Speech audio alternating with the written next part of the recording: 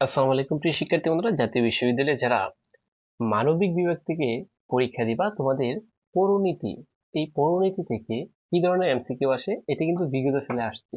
ঠিক আছে, এটা কিন্তু 2014-15 সেশনে এই প্রশ্নগুলো আসছে। তোমরা দেখতে পারবা যে কোন কোন কেমন প্রশ্ন আসে। ঠিক আছে, তো দেখো, নাগরিকতার সাথে জড়িত সকল প্রশ্ন সম্পর্কে যে শাস্ত্র আলোচনা করে তাই পৌর বিজ্ঞান বা পৌরনীতি। ঠিক আছে, তো এই উক্তিটি কার, মূলত উক্তিটি কে বলছে বলতে পারবা? উক্তিটি কে বলছে?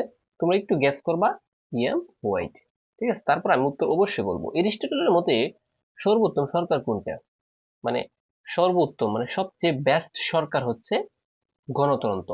এরিস্টটল মানে গণতন্ত্র। আর এরিস্টটলের জন্ম কোথায়? গ্রিসে। ঠিক আছে, তারপর দেখো, এই যুক্তরাষ্ট্রের আইনসভার নাম কি? যুক্তরাষ্ট্রের আইনসভার নাম হচ্ছে কংগ্রেস।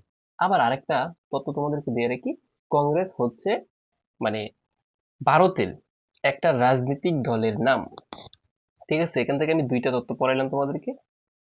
যুক্তরাষ্ট্রের আইনসভার নাম হচ্ছে কি? কংগ্রেস। আর কংগ্রেস হচ্ছে কি? ভারতের রাজনৈতিক দলের নাম।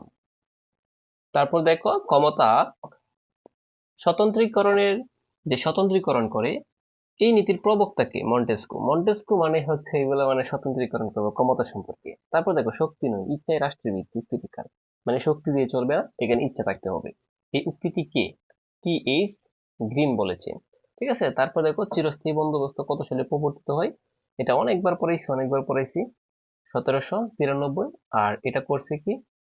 Lord Cornwallis. Lord Cornwallis.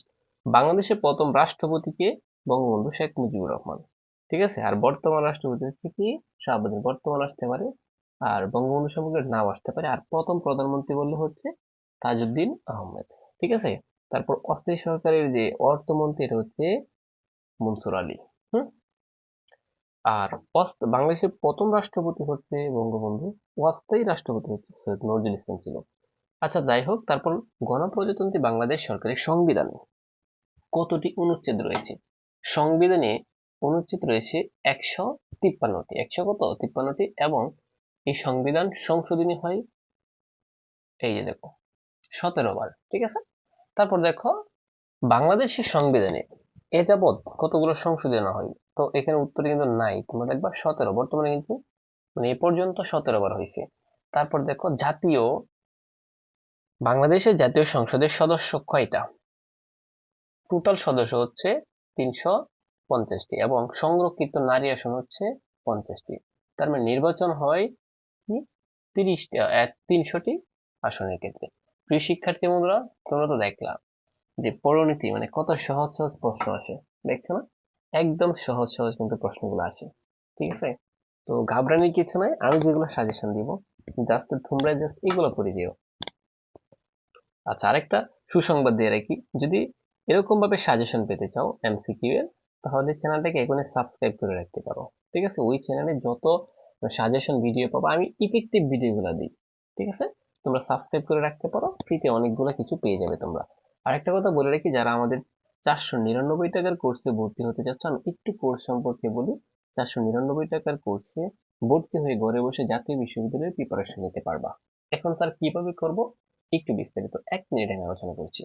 বিভিন্ন স্থানে কোচিং প্রাইভেট পড়ে বিশেষ করে 5,000 10,000 টাকা ভর্তি হয়ে কোনো দরকার নেই। মাত্র তুমি 499 টাকার কোর্সে ভর্তি হয়ে সব প্রিপারেশন নিতে পারবা। যেমন দেখো, সকল বিভাগের, এখানে কিন্তু আমি প্রিপারেশন মানে সকল বিভাগের, সকল বিভাগ। এখন স্যার কেমনে কি করবো একটু বুঝে বিষয়টা।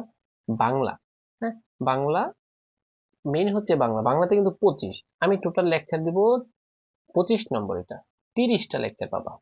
ঠিক আছে, এই যে দেখো, বাংলাতে 25 নম্বর এবং ইংরেজিতে 25 নম্বর, জিকে মানে সাধারণ জ্ঞান হচ্ছে 10 নম্বর। এখানে টোটাল হচ্ছে কত নম্বর?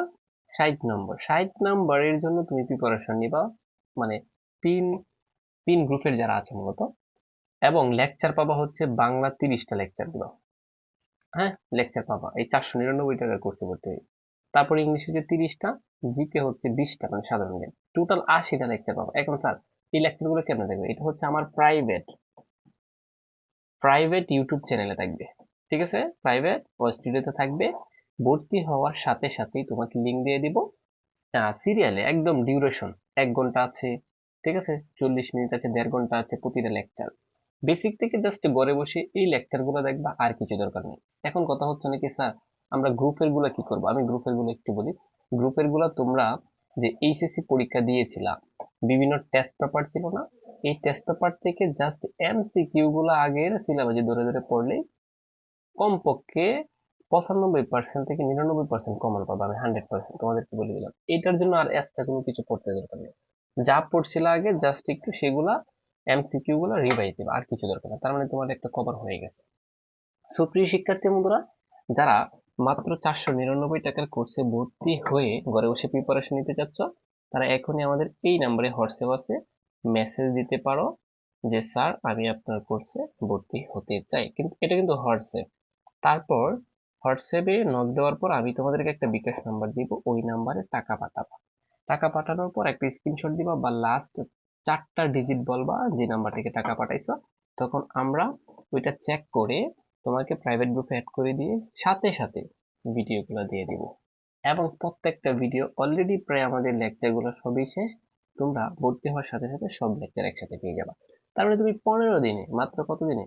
15 দিনে ঘরে বসে ভালো প্রিপারেশন নিতে পারবা। প্রিয় শিক্ষার্থী বন্ধুরা, যারা মূলত ইচ্ছুক তারা এই নাম্বারে হোয়াটসঅ্যাপে এখন যোগাযোগ করতে পারো, ঘরে বসে যদি তুমি অল্প টাকায় প্রিপারেশন নিতে চাও।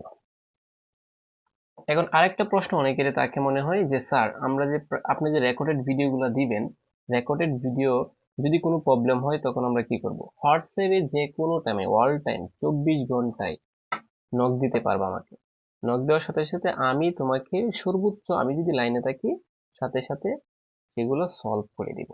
আশা করি লেকচারগুলো যেমনি সাজাইছি আর প্রশ্ন করার মতো নয়, তাও যদি কোনো প্রশ্ন থাকে অল টাইম আমাকে মেসেজ দিতে পারবা হোয়াটসঅ্যাপে, তোমাকে যে কোনো ধরনের প্রশ্নর উত্তর দেওয়া হবে। ঠিক আছে? যদি কোনো পড়াতে তুমি না বুঝো তখন মানে তুমি আমাকে হোয়াটসঅ্যাপে জাস্ট মেসেজ দিবা, একটা স্ক্রিনশট দিবা যে স্যার এটা বুঝতেছি না, তোমাকে সাথে সাথে বুঝিয়ে দেওয়া হবে।